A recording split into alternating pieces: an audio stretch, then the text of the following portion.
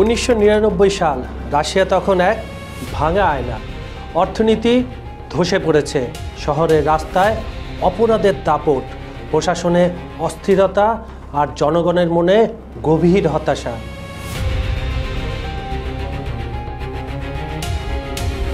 Soviet ইউনিয়নের পতনের পর পুরো জাতিটাই যেন হারিয়ে ফেলেছে নিজের অস্তিত্ব, নিজের পরিচয়, নিজের গর্ব, নিজের দিক নির্দেশনা।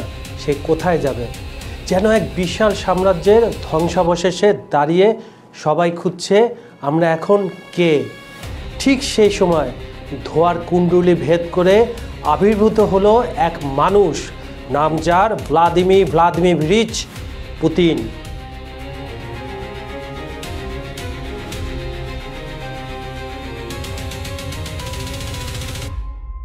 একজন সাবেক কেজিবি অফিসার, যিনি কম কথা বলেন কিন্তু যখন বলেন তার প্রতিটি শব্দে থাকে শৃঙ্খলার গর্জন, আর প্রতিপক্ষের হৃদয়ে নেমে আসে এক অদৃশ্য কাঁপন। তিনি ছিলেন না জনপ্রিয় রাজনীতিক, ছিলেন না নির্বাচনী নায়কও, কিন্তু তার চোখে ছিল এমন এক দৃঢ়তা যা রাশিয়া বহুদিন দেখেনি। আর সেখানে থেকেই শুরু হলো রাশিয়ার ক্ষমতার নতুন অধ্যায়, যেখানে একজন মানুষ শুধু রাষ্ট্র নয়, পুরো জাতির মানচিত্রকেই বদলে দিলেন।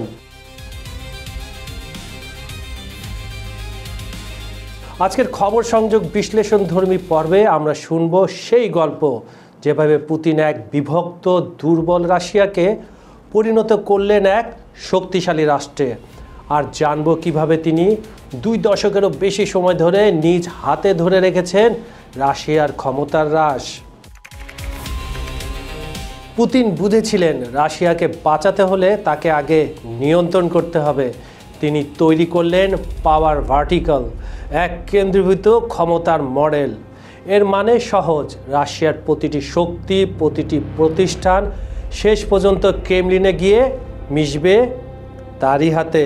প্রথমেই তিনি মোকাবেলা করলেন অলিগার্কদের, যারা ইয়েলসিন যুগে রাষ্ট্রের চেয়েও শক্তিশালী হয়ে উঠেছিল। মিখাইল খোদরভস্কির মতো ধনকুবেরদের কারাগারে পাঠিয়ে দিলেন, আর বাকিদের অনুগত্যে পরিণত করলেন কিসের নামে? বন্ধুত্বের নামে। এভাবে জন্ম নিল এক নতুন শাসন ব্যবস্থা, নিয়ন্ত্রণে গণতন্ত্র, রাষ্ট্র নিয়ন্ত্রিত তথ্যপ্রবাহের। রাশিয়া তখন ধীরে ধীরে পরিণত হচ্ছিল এক মঞ্চে, যেখানে প্রতিটি সংলাপ, প্রতিটি চরিত্র আগেই লিখে দিতেন পুতিন।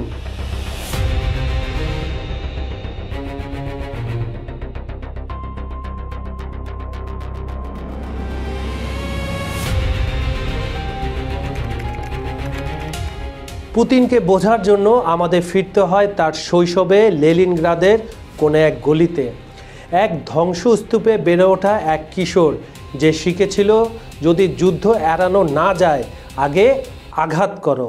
এই দর্শনই পরিণত বয়সে হয়ে ওঠে তার রাজনৈতিক ডিএনএ। তার রক্তে এই ডিএনএটা ওইভাবেই তৈরি হয়ে গেছিল।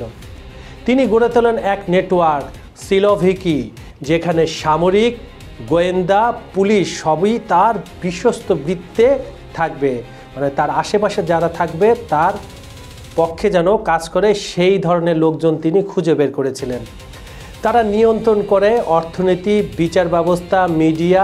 রাশিয়ার প্রতিটি শিরায় বইতে থাকে পুতিনের শৃঙ্খলা। পুতিন এখানে শুধু একজন নেতা নন, তিনি যেন এক নীরব ছায়া, যার উপস্থিতি সব জায়গায়, কিন্তু যাকে কেউ প্রশ্ন করতে পারে না। 2000 সালে রাশিয়ার টেলিভিশন ছিল স্বাধীন। সাংবাদিকরা সরকারের সমালোচনা করত, বিতর্ক হতো, মত প্রকাশের স্বাধীনতা ছিল। কিন্তু পুতিন বুঝলেন রাষ্ট্রকে নিয়ন্ত্রণ করতে হলে প্রথমে নিয়ন্ত্রণ করতে হবে তথ্য প্রবাহ। এক এক করে সব স্বাধীন চ্যানেল, এনটিভি, ওআরটি, TV6 রাষ্ট্রের হাতে চলে গেল। মিডিয়ায় শুরু হলো নতুন বয়ান, পশ্চিমারা রাশিয়ার শত্রু আর পুতিন রাশিয়ার একমাত্র রক্ষাকর্তা। এভাবে তৈরি হয় এক narrative, Putin is Russia, Russia is Putin.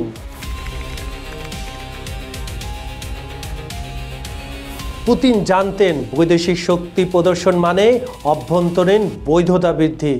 2008 সালে জর্জিয়া, 2014 সালে ক্রিমিয়া, 2015 সালে সিরিয়া এবং সর্বশেষ 2022 সালে ইউক্রেন। প্রতিটি যুদ্ধ, প্রতিটি পদক্ষেপ ছিল তার পাওয়ার প্রজেকশন। তিনি বিশ্বকে বোঝালেন রাশিয়া আবার ফিরে এসেছে, রাশিয়া কাম ব্যাক। আর পুতিন সেই প্রত্যাবর্তনের প্রতীক। পশ্চিমা গণমাধ্যম তাকে স্বৈরশাসক বলল, কিন্তু তাতে তার কিছু যায় আসে না। কিন্তু রাশিয়ার মানুষ তাকে দেখলো এক নতুন জারের চোখে, যিনি তাদের জাতীয় গর্ব ফিরিয়ে দিয়েছেন। 2000 থেকে 2025, 2 দশকেরও বেশি সময় পুতিন প্রেসিডেন্ট, প্রধানমন্ত্রী, আবার প্রেসিডেন্ট। সংবিধান বদলেছেন নিজের মতো করে, যাতে 2036 সাল পর্যন্ত ক্ষমতায় থাকা যায়। তিনি প্রতিটি সংকটকে পরিণত করেছেন এক সুযোগে, অর্থনৈতিক নিষেধাজ্ঞায়, জাতীয়তাবাদের ঢেউ, যুদ্ধ, ঐক্যের আহ্বান। এটি শুধু রাজনীতি নয়, এটি মনস্তত্ত্বের খেলা, সাইকোলজিক্যাল গেম। যত বেশি রাশিয়া অবরুদ্ধ হবে, তত বেশি জনগণ বিশ্বাস করে আমাদের একমাত্র রক্ষাকর্তা পুতিন। পুতিন জানেন জনগণকে কোন জায়গায় ডোজটা দিতে হয়, তিনি ঠিক ডোজটা ঠিক ভালোভাবে দিচ্ছেন। এটা পজিটিভ অর্থে। আপনার জনগণ যদি আপনার সঙ্গে থাকেন, আপনি দীর্ঘমেয়াদী যুদ্ধ জয় করতে পারবেন। সেটা প্রমাণ পুতিন দেখিয়ে চলেছেন।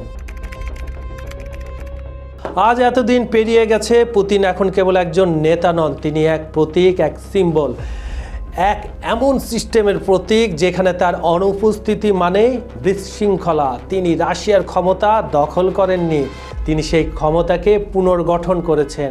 এক অদৃশ্য জালে বেঁধেছেন প্রতিটি সুতোকে, যেখানে সব পথ গিয়ে মিশে যায় এক কেন্দ্রে, যে কেন্দ্রের নাম ভ্লাদিমির পুতিন।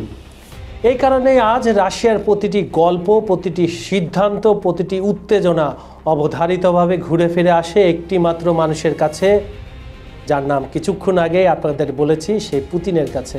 তিনি জানেন কেবল ইতিহাসের অংশ নন, তিনি নিজেই এক চলমান অধ্যায়। সুপ্রিয় দর্শক, খবর সংযোগের বিশ্লেষণমূলক অনুষ্ঠানটি আপনাদের কেমন লাগছে আমাদেরকে কমেন্টে জানাবেন। আমাদের ভিডিওগুলো লাইক, কমেন্ট ও শেয়ার করবেন। আমাদের চ্যানেলটি সাবস্ক্রাইব করে রাখুন। আজ এখানেই বিদায় নিচ্ছি। আমি কাজল হায়দার আবার কথা দিচ্ছি, আগামীকাল একই সময়ে একই চ্যানেলে কিন্তু ভিন্ন টপিক নিয়ে আপনাদের সামনে আবার হাজির হব। ভালো থাকবেন, সুস্থ থাকবেন। ধন্যবাদ সবাইকে।